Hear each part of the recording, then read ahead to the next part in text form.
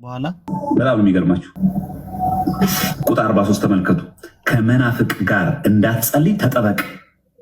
ከዚህ ሁሉ አንተ ራስህ ወደ ተጠበቅ። ከምን ጋር እንዳትጸልይ?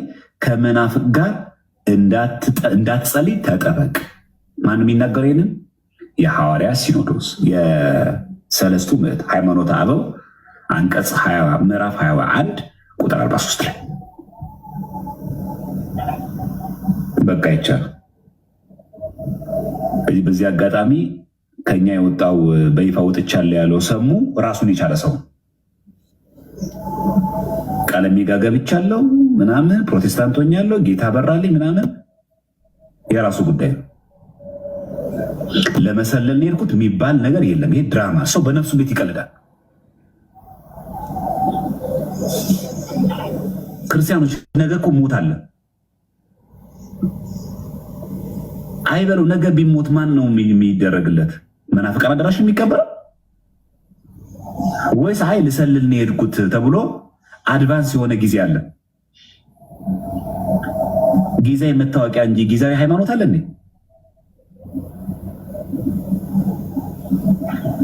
በነፍሳችሁ አትቆምሩ።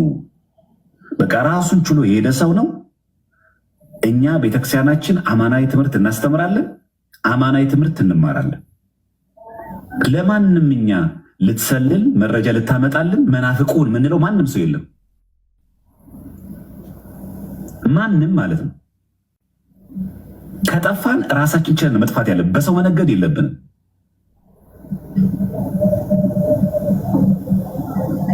ስለዚህ ሙሉ ሰው ነው፣ ራሱን ችሎ የወጣ ሰው ነው። ሕፃን ልጅ አይደለም። ከ18 ዓመት በላይ የሆነ ሰው አይኑ እያየ ጆሮ እየሰማ በዚህ ዘመን ያውን በዚህ ክፍለ ዘመን ፕሮቴስታንት እንኳን ለቆመበት ሃይማኖት እንኳን ለመናገር በሚያፍርበት በዚህ ዘመን ፕሮቴስታንት ሆኛለሁ ብሎ ያውም ደግሞ ዕለት በዕለት ቤተክርስቲያንን ከሚያዋርና ከሚያቃልል ሰው ጋር ቤት ላይ መገኘት እጅግ በጣም ያሳፍራል።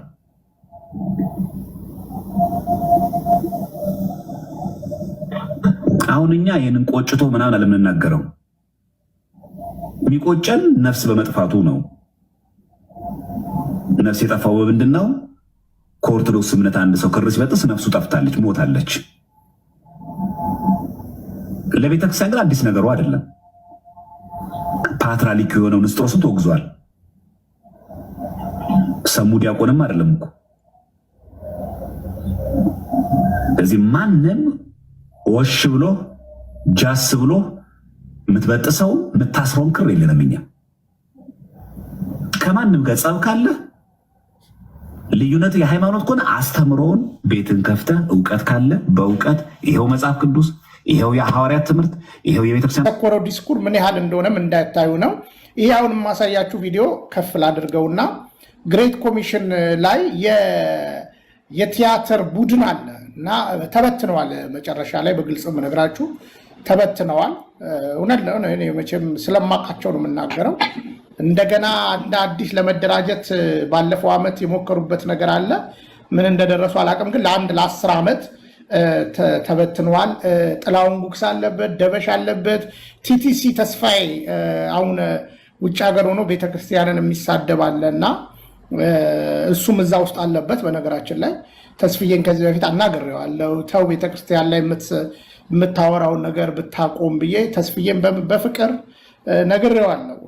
በእውነት ለመናገር እሱ ነበረበት፣ የተለያዩ ሰዎች አሉ እና እንግዲህ ጥላውን ጉግሳ እውነት ለመናገር ምን እንደያሉ ድራማ እንደሚሰሩ ተመልከቱ፣ ስሙ። አሁን ደረጀ ተናገረ፣ ኮሜዲያን ደረጀ ለምትሉ እስኪ ስሙ። እናንተ መድረክ ላይ የሚሰራ ድራማ ቀጥል። አንድ ዓመት አንድ ቀን ይፈፈናል ብለን እኔም እናትም አባም እማሆይም የነፍስ አባታችንም አንድ ላይ ሆነን አንዴ እንቀድሳለን፣ አንዴም እናቅራራለን። እንትን እኮ ነው ተረቱ ራሱ። በዋልድባን በዓመት አንድ ቀን ይዘፈናል ብሎ መንገዱን ሰምጦ ከፍቶ ሰጥቶናል። ተረቱ ራሱ ፈጥሮለታል። እንዴት ዋልሽ? እንዴት ዋልሽ? ደህና ዋልሽ ወይ? ደህና ዋልሽ? ለሃይማኖት እንኳን ሚስቱን ራሱን ይገል የለም እንዲያሳምሮ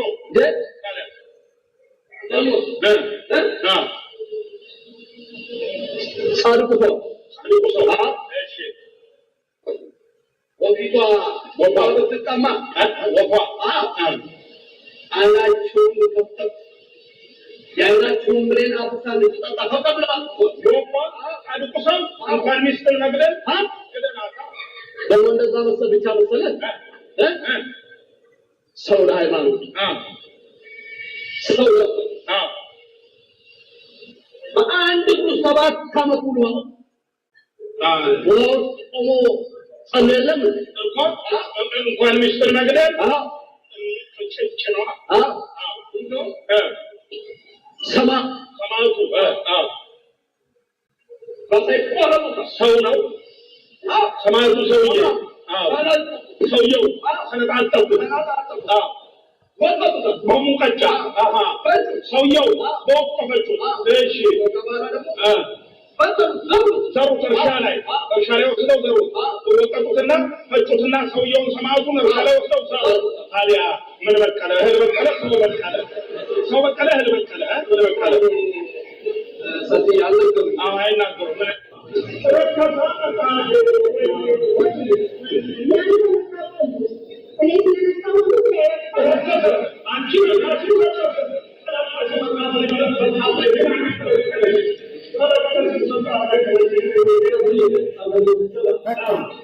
በቃ ዲያቆን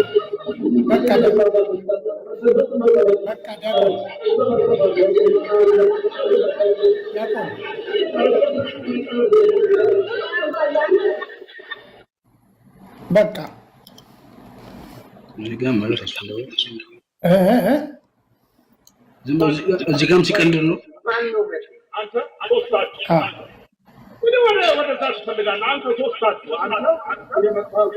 ይሄ ጌታቸው ነው።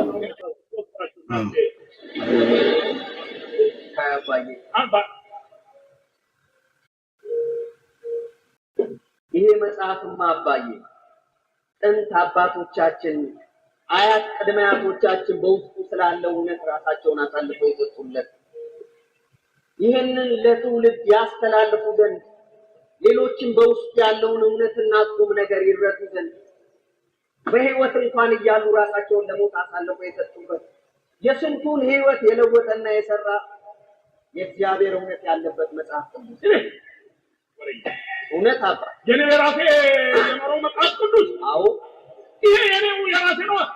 አዎ አንተ ነህ በቃ አንተ ነህ ተራስጌ ላጣርገ ወስደህ ሰሞኑን በቅዠት የጨረስከኝ አንተ ነህ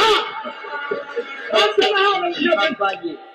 ይሄ መጽሐፍ እኮ በውስጡ ላለው እውነት ሲገዙና ሲኖሩ እንጂ ሲንተራሱት ከቅዠት አያድንም። አንተ ቅዱሱን መጽሐፍ በእጅ ነክተህ አረከስከው አንተ ርኩስ አባዬ። መጽሐፍ ቅዱስ ሁሉ እኮ አንድ ነው። ሁላችንም የምናነበው ሁላችንም የምንይዘው አንተ መጽሐፍን በእጅ ነክተህ አረከስከው የተቀደሰውን መጽሐፍ ርኩስ አንተ ርኩስ። ወይ አንተ አባቴ እሺ ዲያቆን በቃ ዲያቆን ይሄን ያህል ካሳየናቸው ያው የኔ ቲክቶክ ላይ ኦልሬዲ ከሰዓት ከሆነ ምናልባት ተጭኖም ሊሆን ይችላል። ይኸውላችሁ እነ ጥላሁን ጉግሳ እንደዚህ ነው የሚቀልዱት። አሁን አንዳንዶቻችሁ አይ ይሄ እኮ የዛሬ 10 ዓመት ነው ምናምን ነገር ብትሉኝ አሁን እኮ ጥላሁን ጉግሳ አሁንም መድረክ ላይ ነው የሚናገረው። ሩቅ አትሂዱ እኮ የእሱ እንግዲህ ሶስተኛ ሚስቱ ቲጂ ኒቆዲሞስ ሾው እያለች በምታዘጋጀው ፕሮግራም ላይ የተለያዩ አጌንስት ኦርቶዶክስ የሆኑ ሰዎችን እያቀረበች ነው የምታሰደበው ቤተክርስቲያን። አናግሬያታለሁ በነገራችን ላይ ተይ አታውቂያትም ቤተክርስቲያንን ብዬ አናግሬያታለሁ። እና ይሄ ነው እንግዲህ በሐሰት የሚከበር እግዚአብሔር አለን ብለን መሞገት አለ። ያንን ነው የነገርኩህ ያለው ለሶስተኛ ጊዜ እየሰማሁት ነው ይሄን ሴንቴንስ እና እንዳወራ እድል ስጠኝ። የምሰማ ከሆነ ከዚህ በኋላም ረጅም ሰዓት ልታወራ ስለምችል በቀጥል። እሺ መናገር ትችላለህ። ቪዲዮ ኮንሰፕቱ ይሄ ነው። ኦኬ እሺ ሚውት አድርገው። ሰማሁህ በቃ ብዙ አውርተሃልና ስለሰማሁህ አሁን ሚውት አድርግልን። በነገራችን ላይ ከዱርዬነት ህይወት ላልከው ከዚህ ልጀምርና አታቀኝም። ምናልባት ከዱርዬነት ህይወት ወጥተህ ሊሆን ይችላል። የዱርዬነት ህይወትን እኔ አላውቀውም። አንተ ያለፍክበት ትራክ ያ ሊሆን ይችላል። ስለማታውቀው ሰው ቁጭ ብለህ ባታወራ ደስ ይላል። ይቅርታ ዱርዬነት ላይ ብያለሁ እንዴ?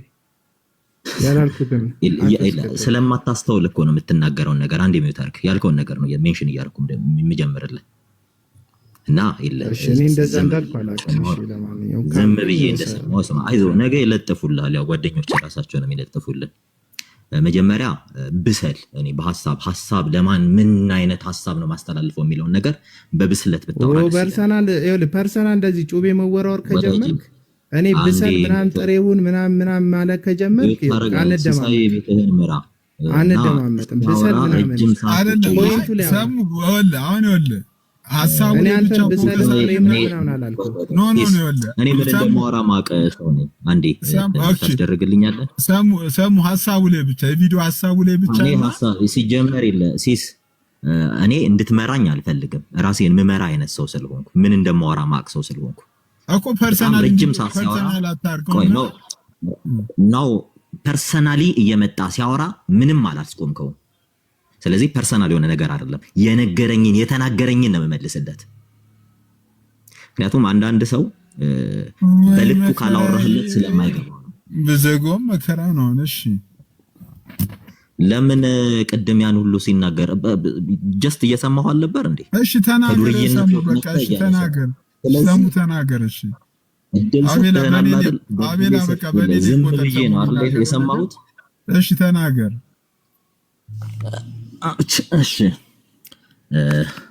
በነገራችን ላይ ብስለት ይጠይቃል። አንዳንዴ ሰውንም ለመተቸት ክሪቲሲዝም ብስለት ነው። በነገራችን ላይ ሰውን ክሪቲሳይዝ ማድረግ ብስለትን ይጠይቃል። የአእምሮ ማቹሪቲን ይጠይቃል። ከምን አንፃር መሰለህ ይሄ ነገር እየተባለ ያለው?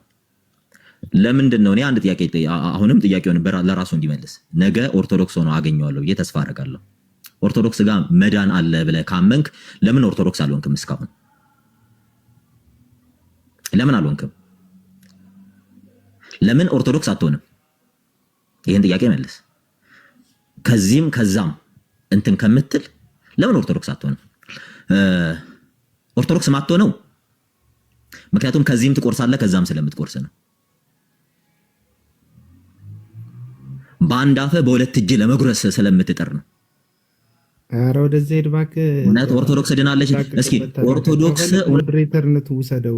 እኔ እንደዛ ነው መስማት አልችልም። ምኑ ባለጌ ነው በመድኃኒዓለም። በጣም ጨዋ ስለሆንኩ ነው። ከዚህም ከዛም ተቆርሳለህ ይላል። አረዛው ለመቁረስ ከሆነ ሄድከው ራስህን ቻል። መናገር እኮ ስለማልችል አይደለም አልናገረው። እንዴት ያጥወለውላል እናት የሚያወራው እውነቴን ነው። ሲሳራል ወረሴና እንዴ እኔ ኦርቶዶክስ ጓደኛ እንኳን የለኝም እንኳን ሊቆርሱልኝ። እዚህ ጊፍት ሲሰጡኝ ምናምን ካሳ እኔ ሰው ለማስደሰት አላወራም። ሪያሊቲው ነው ማወራለህ። እኔ ማንም ሰው ወዳጅም ተከታይም እንዲሆን አልፈልግም። እኔ ጠይቄም አላውቅም።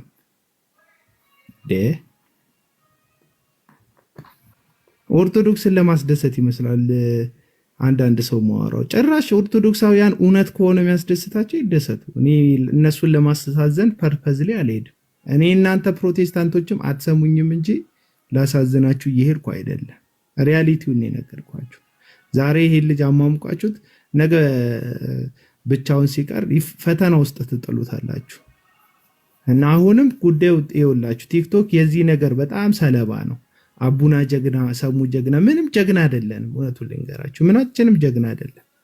በቃ እኛ ኢየሱስ ላይ ጥገኝነት የምንጠይቀው ጀግናችን እሱ ስለሆነ ነው። መዳኛችን እሱ ስለሆነ በቃ ጥገኞች ነን። የጌታ ጥገኞች ነን። የትክክለኛ የተለወጠ ሰው ማንነት ስላልሆነ። ምክንያቱም ከዱርዬነት ስትመጣ ያስቸግራል ህይወት።